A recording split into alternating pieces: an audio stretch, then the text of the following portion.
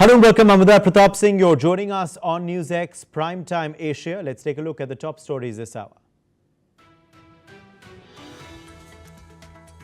China slams the European Union over fresh Russia sanctions. The Chinese Foreign Ministry has stressed upon dialogue and negotiation to end the Russia-Ukraine war, further saying that China is not party to the current crisis. China urges the international community to follow ICJ ruling to ease Palestinians' humanitarian plight. Top UN court rules Israel is obliged under Geneva Convention to facilitate third-party relief schemes for Palestinian refugees. A Sri Lankan opposition politician Lasantha Vikramasikara has been shot dead in his office. The investigation into the shooting is now underway. Nearly 700 foreigners have fled Myanmar and crossed into Thailand as per Thai army. This comes as a military operation against the Chinese-backed KK Park has leveled up in the region. Pakistan's Navy seizes narcotics worth an estimated $1 billion during a joint operation in the Arabian Sea. Pakistani Navy personnel confiscated several tons of crystal methamphetamine and a small quantity of cocaine. Delhi is once again blanketed by a toxic haze, with air quality dipping into poor and very poor categories. Reports suggest Diwali celebrations worsen the air quality. US President Donald Trump has said he expects to reach a trade deal with Chinese President Xi Jinping during their meeting next week in South Korea. Trump also plans to discuss China's purchase of Russian oil and possibly restart US soybean exports. He also mentioned that a deal on nuclear arms could be on the table. Israeli Prime Minister Benjamin Netanyahu hints at opposition to any Turkish security forces being deployed in Gaza during a meeting with UN on the second day of Vance's visit. Israel has also buried more than 50 bodies handed over, while Vance has expressed optimism that the ceasefire will hold, and US Senator Marco Rubio is expected to visit Israel soon. China has set a goal of rapid economic development as part of its next five-year plan, covering the period from 2026 to 2030. The announcement comes after a key meeting of the ruling Communist Party concluded on October 23rd. The new plan focuses on technological self-reliance and domestic market expansion, while addressing national security concerns as well. China's Communist Party has stated that the country is to vigorously boost consumption and strengthen domestic demand in the next 5 years. The four-day closed-door meeting began on Monday earlier this week and involved high-ranking officials discussing long-term strategies. China is formulating future economic policies as trade tensions intensify with the US regarding export controls and tariffs. Chinese leadership is seeking self-sufficiency in science and technology.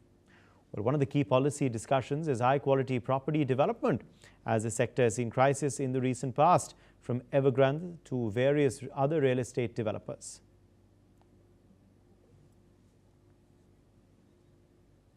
Dr. Satoru Nagao, Fellow Hudson Institute, is joining us live from Tokyo. Dr. Nagao, what stands out for you in this new plan unveiled by China? In case of China, they face a problem. Even if the export is progress much, so export is good, but their internal market is not good to consume many products. So as a market, this is not good.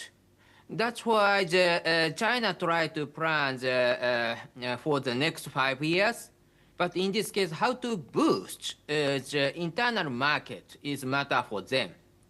But anyway, if China's economy is good, of course, this is because China is responsible and many countries want to trade. In this case, China can boost the economy. But recently, the US-China tension is escalating, and that is why the foreign investment do not want to go to China. So that is another reason China cannot boost the economy. So government plans a 5 years plan, but without improving relation with other countries, China cannot become something very good economy like the situation in the past. So China cannot boost the economy without cooperation with other countries. Okay, let me quickly, in fact, also ask you about whether this new plan and these discussions that have been happening include, a focus on, of course, how to counter the tensions with the US and the trade tensions as well that have evolved as a result of the tariffs. Also, what about the property crisis? Has that also been mentioned or spoken about? Yes, if in the past China is a good attraction of the investment, but the source of the investment originally came from the foreign rich people. So that's why the is investor in the foreign country hesitate to invest to China because these people want to get more money. That's why they invest it. But under the current international situation, which is escalating U.S.-China tension, these foreign people hesitate to invest to China. So that's why there is no the investment for their property in China. That is one of the reasons. So, so that's why the China's internal market faces a crisis now. In the past, they can get the money, but now they do not have the money because of the investment from their foreign countries. So, without improving relations with other countries, China cannot boost their economy.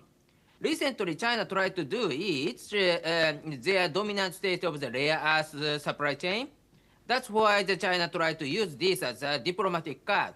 But such kind of attitude disrupts the relation with other countries. So such kind of the policy itself is indeed risk for China. So that's why China's government's policy stopped boosting the economy. So China planned a 5 years plan, 5 years plan to improve this. But indeed, China should improve the relation with other countries is needed to boost their economy in this 5 years plan. But lack of this means that China will not boost the economy themselves. All right, Dr. Nagao, thank you very much for joining us with your perspective. Now, an unidentified gunman has fatally shot opposition politician Lasantha Wickremasekara at his office in southern Sri Lanka, marking the first political killing amidst a wave of shootings in recent months. Police have said Wickremasekara, head of the Veligama Urban Council, was meeting with staff when the attacker entered his office and opened fire with a pistol. The assailant fled the scene and Wickremasekara later died in hospital. Authorities have not yet determined a motive, but Public Security Minister Ananda Vijaypala told Parliament that the killing appeared to be linked to gang rivalry. He has alleged that Wickremasekara had connections to criminal networks and the narcotics trade and confirmed the politician faced 6 ongoing court cases and had previously served jail time. Police have launched an investigation to identify and apprehend the suspect. Major General Rajan Kochar, strategic affairs expert, is joining us live from New Delhi. Major General Kochar, what do you make of this shocking killing of an opposition politician in Sri Lanka? Thank you, Uday. Yes, indeed it is shocking, but we are quite aware of the narcotics and the drug smuggling in the coastal areas of Sri Lanka. And if the security minister is bringing home a point, I think it's worth a deliberation because normally a political killing will not happen unless there is a gang rivalry or this involvement in the narcotics trade. So what I see is that this Veligama is a coastal town. It's around 150 kilometers from Colombo, south of Colombo. And the Wickremasekara, who has been killed, he was the chairman of the Veligama Council, and that wields a great amount of power in this region, which is the coastal region. So we are aware of this golden triangle, Myanmar, Laos, and Thailand, and also the golden crescent, Afghanistan, Pakistan, and Iran. And most of these shipments are coming through the sea, and especially the coastal areas.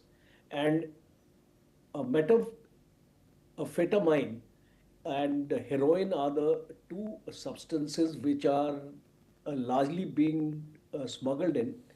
and there are huge profits to gain, and these profits are utilized by the politicians for their political campaigns and things like that. So there is a rivalry, and we can't deny the involvement of Vikramasinghe in these kind of narcotics trade, because if any gunman is going to come in your office and kill you, it certainly cannot be a political killing as being mentioned by the opposition. There are much deeper roots to it, and we are aware that maritime routes are the primary channel, and smugglers move consignments across the Indian Ocean by fishing boats, dhows, small freighters, and often they are offloaded on these remote beaches. And since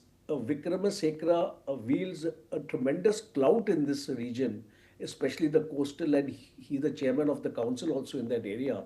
So, prima facie, because so far nothing has actually come out in black and white, but prima facie, it seems to me that this is a case of narcotics which is quite rampant in Sri Lanka and especially these coastal areas. And we see largely the economy of these areas are sustained by these drug and narcotic trade. Okay. Let me also, quickly ask you then, Major Kochhar, about whether then you would completely rule out a political motive here and you would completely link it to gang rivalry, prima facie, based on what you're seeing, you're reading, or do you believe a further investigation is needed? I believe no suspects have been apprehended yet. Uday, I think it will be too premature for any of us to come to a conclusion. But if you see the track record of Vikramasinghe, he has got 6 court cases pending against him. They are killing and cases where he has been involved in the killing of the people also. So he does not seem to be a totally innocent kind of a person. And I'm sure that as we go along and the investigation comes to the fore, there'll be more clarity on the matter. But right now, I tend to agree with you that it will be too early to come to any conclusion. Appreciate you joining us, Major General Kochhar, with your perspective. Moving on now, in one of the largest narcotics hauls in recent years, the Pakistani Navy has seized drugs worth an estimated $1 billion during a joint operation in the Arabian Sea, according to the Combined Maritime Forces, which is a multinational naval partnership that includes the US and the UK. The Pakistan Navy ship, PNS Yarmouk, intercepted 2 unregistered sailing vessels, confiscating several tons of crystal meth and some quantity of cocaine. Meanwhile, the US Central Command praised the Saudi-led task force for the successful operation, calling it one of the most significant drug seizures in CMF's history. This comes just weeks after another Pakistani Navy vessel, PNS Yamama, seized $120 million worth of narcotics in the same waters. As winter sets in, Delhi is once again blanketed by a toxic haze, with air quality dipping into poor and very poor categories. This annual crisis is a mix of firecrackers, vehicle emissions and stubble burning in neighbouring Punjab, Haryana and Uttar Pradesh. According to reports, fireworks during the Diwali celebrations worsen the condition. While there has been a slight decline in stubble burning, it remains the cheapest method for farmers to clear fields. Despite government efforts, long-term solutions are lacking and the city's pollution continues. The poor air is causing health issues, with residents experiencing coughing, watery eyes and breathlessness. Experts are calling for coordinated, lasting action to address the issue. ਇੰਡਸਟਰੀਆਂ ਕਰ ਰਹੀਆਂ ਵਾ ਉਧਰ ਸਰਕਾਰ ਦਾ ਧਿਆਨ ਨਹੀਂ ਆ ਬਾਕੀ 25-26% ਆਵਾਜਾਈ ਦੇ ਸਾਧਨ ਕਰ ਰਹੇ ਆ ਤੇ ਹੋਰ ਵੀ ਜਿਹੜੇ ਕਈ ਸਾਧਨ ਹੈਗੇ ਆ ਜਿਹੜੇ ਪੋਲੂਸ਼ਨ ਜ਼ਿਆਦਾ ਕਰ ਰਹੇ ਆ ਸਿਰਫ ਕਿਸਾਨ 5-7% ਸਿਰਫ ਪੋਲੂਸ਼ਨ ਵੱਧ ਤੋਂ ਵੱਧ ਹੁੰਦਾ ਤਾਂ पहले तो सही था लेकिन प्रदूषण तो हर साल सर खूब होता है दवा के अब ये तो प्रदूषण तो सरकार तो दावे करती है लेकिन हर साल जो है अब पटाखों से मान लो या फिर पराली वगैरह जो भी है हरियाणा से वो हर साल ही होता है प्रदूषण 2-3 दिन से आंखों में जलन और थोड़े मतलब कोहरा हो रहा है. Bharti Chaturvedi, founder and director of Chintan Environmental NGO, is joining us live from New Delhi. Bharti, what is causing this year's spurt in pollution in the national capital of Delhi? Is it stubble burning, or have the fireworks contributed as well this year apart from vehicular emission? I think we should not leave out the role of fireworks. Lakhs of fireworks were burnt despite the Supreme Court's orders, and they were burnt well beyond the time limit. They were burnt, they're still being burnt as we speak, even today, and those have had an important role. Of course, it's also turned cold, so there's inversion and there are the usual other polluters, but I don't want to blame the farmers but ignore what people in Delhi have done themselves by choosing to burn fireworks all the time and all kinds of fireworks. Bharti, thank you for joining us with your perspective on that story. Thai Defence Minister Nathapon Nark-Fanit has issued a statement on the potential signing of a broader ceasefire agreement between Thailand and Cambodia. He stated that both countries had made progress towards the peace deal. The signing of the deal is expected to be witnessed by US President Donald Trump on the sidelines of the ASEAN summit in Kuala Lumpur. Thai and Cambodian officials have been meeting all week to chart out the details of the agreement to ease the hostilities after border tensions escalated into a deadly 5-day conflict in July that killed 48 people and displaced several hundred on both sides. Earlier, Cambodian Prime Minister stated that he's ready for the agreement, but warned also that no agreement would be signed that requires Cambodia to cede its territory.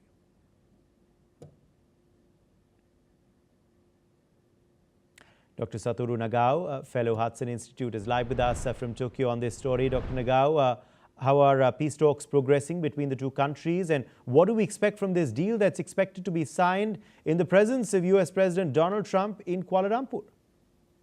Yes, that is indeed a very good timing. Firstly, of course, President Trump is there because the US tried to mediate this. But another thing is, indeed, this issue, the Thailand versus Cambodia, is a very serious setback for ASEAN. So in this case, ASEAN need to show their presence. This time, Malaysia is a host country of ASEAN, and ASEAN can arrange this meeting between Thailand and Cambodia and with US President Trump, and Malaysia is there. So that's why ASEAN also can show their presence in this ceasefire agreement between two countries within ASEAN. So that's why this is very good timing, and they feel this is a very important political message to other ASEAN members. So that's why they are seriously committed to this issue, I think. All right, appreciate you joining us, Dr. Nagao, with your perspective. Moving on now, nearly 700 foreigners have fled Myanmar and crossed into Thailand after a military operation which targeted its Chinese-backed cybercrime compound, KK Park. The Thai army reported on Thursday that 677 people were detained in Tak province, including 618 men and 59 women. The group consists mainly of Indians and Chinese, with smaller numbers from Vietnam, Pakistan, Indonesia and other countries. Meanwhile, Myanmar's military has taken control of KK Park and is currently conducting inspections, causing a large exodus into Thailand. Thai authorities have initiated legal procedures and added detention facilities to handle the influx. In Indonesia, a sweeping military-led takeover of palm oil plantations is causing a shockwave through the industry. Over 3.7 million hectares of land have been seized, and a new state company, Agrinas, is now the world's largest palm oil producer by land size. This move, ordered by President Prabowo Subianto, aims to secure self-sufficiency in food as well as energy. However, the military's involvement has raised concerns about Indonesia's political future, evoking fears of a return to authoritarian rule. Companies are now restricting operations amidst the uncertainty, with global supply impacts looming. East Timor is set to become the 11th member of the Association of Southeast Asian Nations this weekend, marking a historic milestone for the youngest nation in Asia. The country, which gained independence from Indonesia in 2002, has long aspired to join the regional bloc, with its leaders calling membership a decades-long dream finally coming true. With a population of 1.4 million and an economy heavily reliant on dwindling oil and gas reserves, East Timor faces significant economic challenges. ASEAN's collective GDP stands at $3.8 trillion, with Indonesia alone contributing $1.4 trillion, highlighting the vast economic disparities within the bloc. Some experts have cautioned that East Timor's low productivity and governance quality may limit its ability to compete economically, although membership could pressure the government to pursue needed institutional reforms and attract foreign investment. Malaysian Prime Minister Anwar Ibrahim has expressed optimism that ASEAN will support East Timor's integration and development, while ASEAN Secretary General Kau Kim Horn expressed that a membership secures the country's strategic interests through established diplomatic and economic networks. And that's a wrap on Prime Time.